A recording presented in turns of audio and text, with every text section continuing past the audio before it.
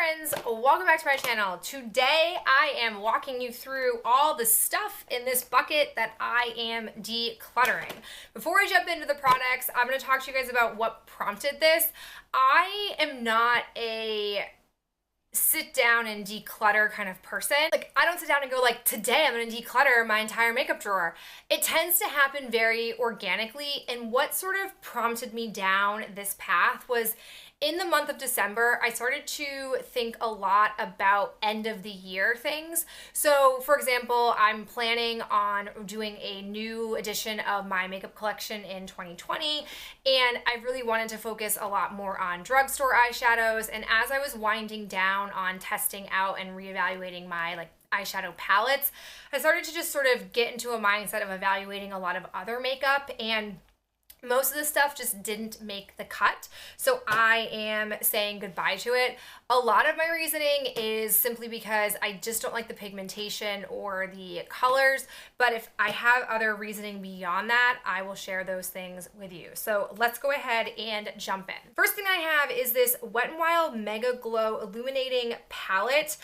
This I bought because of YouTube. Like, I heard a lot of people talking a lot about this, and I do like the 4 shades in here. This is more just a size problem. I pulled this back out to want to use it because it really does have all different tones of highlighter that I would naturally use depending on my eye look and cheek product. But the problem is it's really bulky, so it doesn't really fit anywhere appropriately where I would be pulling out this kind of product. And second, I don't like that it's not individual pans, so the colors kind of flake off into each other.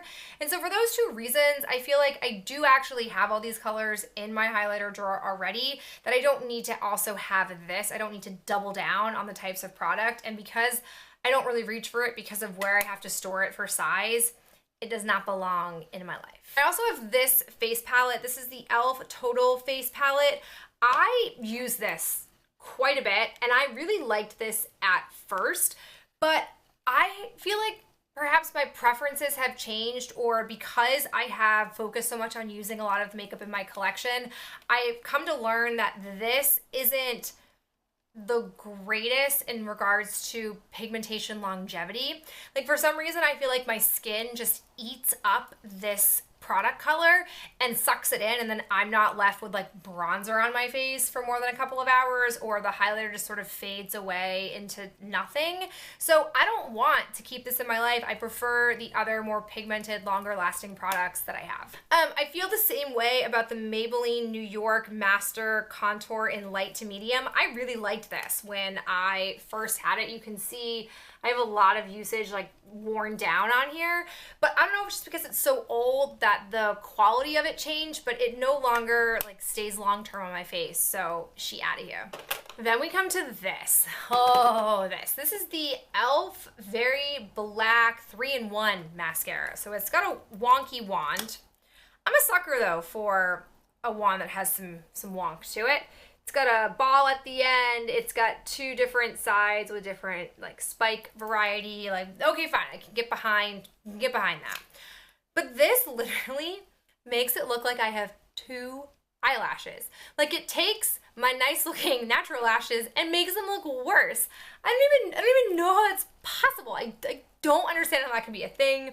This is god awful. I think I got it as like a freebie maybe with an e.l.f. order. I'm not sure, but either way, it's not hanging around. This is bad, so bad. So then I have these 2 things. I was looking at my bronzer collection and I was like, girl, you gotta make a decision about contour sticks.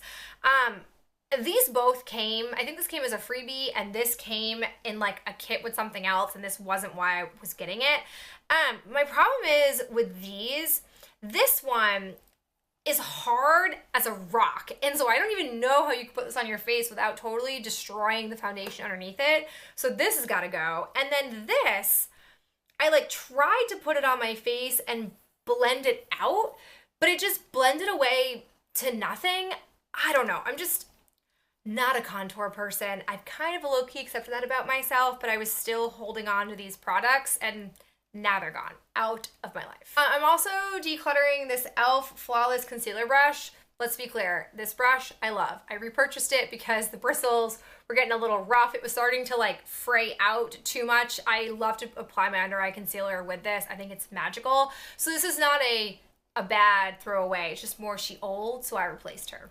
I've got 2 lip products. These are both from Buxom, that same like Buxom library I got one year. I've decluttered, I feel like, nearly 3/4 of them. This is the lip polish in Nicole, and this is the lip cream in Berry Blast.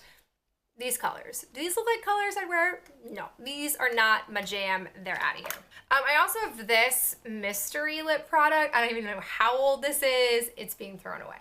I'm getting rid of some primers. I have this e.l.f. Hydrating Under Eye Primer. This is not hydration enough for my under eye, so it does not make the cut. And then I've just kind of come to terms with the fact that I don't want a shimmery eyeshadow primer. So I'm getting rid of the Fergie Wet n Wild Shimmer, which, I mean, I love the Wet n Wild Fergie stuff, but the shimmer one's not for me. And the Urban Decay, which is in Sin.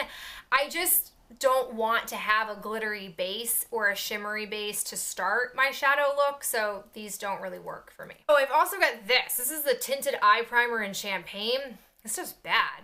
It has like a weird shimmery color, and then like my eyeshadow would crease, which it doesn't normally crease, so definitely don't recommend this from Ulta Beauty. And then I also have this Tony Moly Panda's Dream Brightening Eye Base. I was hoping this could work in place of my number 7 like silicone thing that I pat under my eyes. I don't know what it's called, but this is not it. I don't really know why this is a thing. Maybe because I don't have super dark under eyes. I have like a dip. I don't know what it's technically called, but like you can clearly see right here, there is just a natural dip in my eye socket. I don't know if that's what that's called. Where like when I smile and stuff, you can see like the little divot. This doesn't fix that, and I'm not trying to fix it. So it just doesn't work for me. It doesn't meet my needs. I don't know. I'm not saying that right, but it's just, it's going. Just know that it's going. Oh, and then we go down another eyelash phase. I desperately want to live my best life with lashes, but I just can't. So you guys know I decluttered earlier this year a pair of, in like a round case, some magnetic lashes, and a hack that I saw everyone swearing by was that you could use magnetic liner with magnetic lashes. So because I already had some cheapy Kiss lashes, I ended up splurging and buying this, the Lash Liner System Magnetic Eyeliner. This stuff is expensive. I feel like this stuff was $25, maybe even $50, but I got 2, so it felt like less. This stuff is bad. This stuff did not feel good on my lids, and on top of that, it didn't make them stick. I was like, I don't understand, and I'm not going to use it as a regular eyeliner just to use it, because I don't want to put magnetic things on my eyes if I'm not going to have big, long lashes. I don't know. This was a super big bust. Attention, your attention, please. The building emergency condition. So it's just like a big bust for me. Let it go. So I let it go, and I was like, it's fine. You'll get over it, whatever. I see all the videos being posted, and I'm envious, but like, it's cool. I'm going to stay in my no lash lane. Then this came out. This was the Kiss Magnetic Eyeliner. It came with magnetic liner and lashes. And I thought, well, wouldn't you know it? Maybe because it's the brand liner with the brand lashes, we're going to have success. We did not. I just am not. It's like curling my hair. I cannot curl my hair. I have tried up-teen different types of curling methodologies, and nothing will actually like give me curls with a curling wand.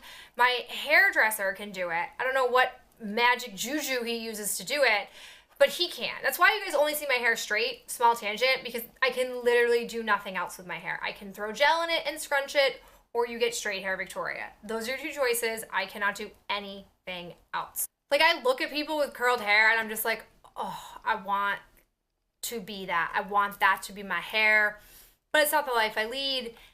And me and false eyelashes, me and magnetic eyelashes have met the same fate. So no, these are out of here. All right, now what I'm left with is a lot of drugstore eyeshadow. So like I said, I've been very heavily scrutinizing my eyeshadow collection. I have some duplicate brands, some just one-off, so we'll talk through it. So I have these two from e.l.f. This was from the like Villains and Little Mermaid collections. Basically, I have no pigmentation. They all kind of become muddy and look the same, so they have no place in my eyeshadow collection. Then I have this Cosmetics from Michelle Phan. This is the Shade Play Artist Eye Color Palette in London Grays.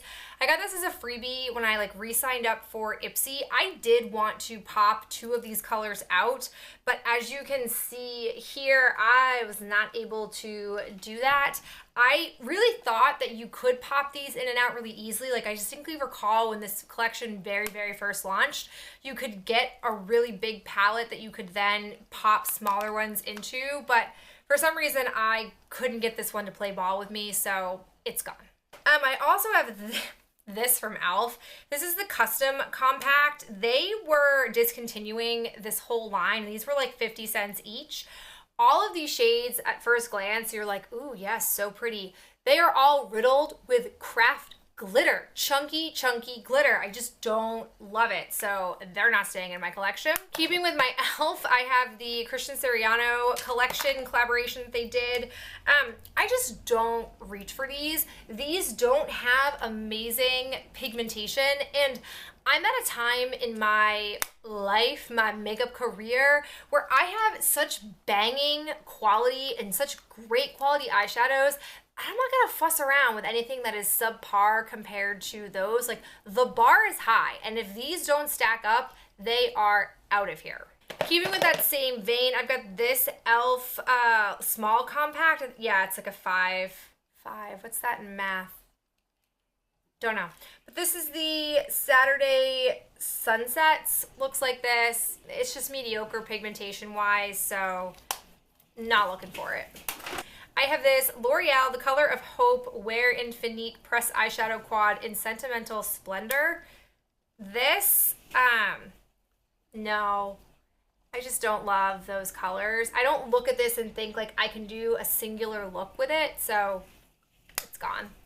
I've got the L'Oreal Paris Color Riche, what is this? Perpetual Nude. So when I first saw this, I was gaga for this. I was so in love with this, but they all just give like this weird, soft shimmer tone on your eyes. Like, it's not distinct, it's not great. This is more like an eyeshadow topper, and I don't use eyeshadow toppers.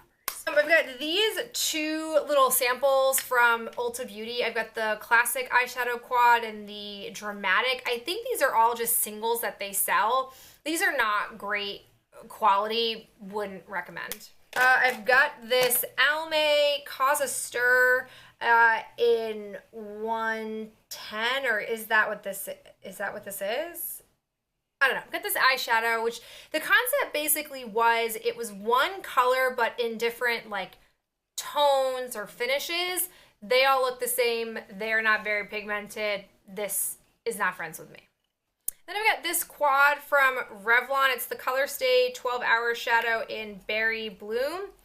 Didn't really like most of the shades except for this top one. It's like a nice light pinky shade, so I popped that out and put it into my magnetic palette that I would probably eventually pan. I could easily see myself bringing it in when I'm like out of lid looks with a palette that I'm working on, so aside from that, this is not great. I also had a love affair with these Rimmel London Glam Eye Quads. This was in English Breakfast. I had like 3 or 4 of these. First off, the pans are awkwardly shaped, so getting your brush in there is not fun, but these are all just really chalky and lacking any kind of real pigment, so it's not worth fussing with. I have this NYX Love in Paris in Let Them Eat Cake. I feel like these had a real minute on YouTube. I got mine in an Itsy bag. These just have a lot of, you can't really tell from this distance, but they have a lot of like glitter in them, and I don't love glitter, and when I look at this, I don't really feel inspired to create a cohesive look using just this, so it's time for this to go. And then lastly, I have this Kiko Milano packaging made me buy it kind of product. This is the Less is Better eyeshadow palette. I did pan a shade in here, and I was trying to, I'll just show you guys, I like totally massacred this. I was trying to pop out a couple of shades to use as like cream type colors, but I totally destroyed it in the process. One of you like very sweetly was like, could you give us tips on how to depot shadows? Girl, I have not figured it out myself. It's like 50-50 odds that I get it right or I totally destroy it. So I destroyed this one and I'm going to go ahead and declutter it. All right, like I said, a lot of testing and figuring out things that I like and don't like. It feels really awesome, especially with all of those drugstore shadows, to get them out of my life. I had a real movement in 2019 in a shift in my philosophy, whereas before I was very like hell-bent on wanting to use everything up, to really starting to shift to like wanting to just use items that are worthy of getting used up, items that I will find joy in, and I just am not finding joy in those items, so I'm happy that they are gone. I appreciate you guys tuning in and hearing my thoughts and reasoning, and I hope you enjoyed seeing me get rid of this big bucket, which is now empty, full of product. I will talk to you in my next video really soon.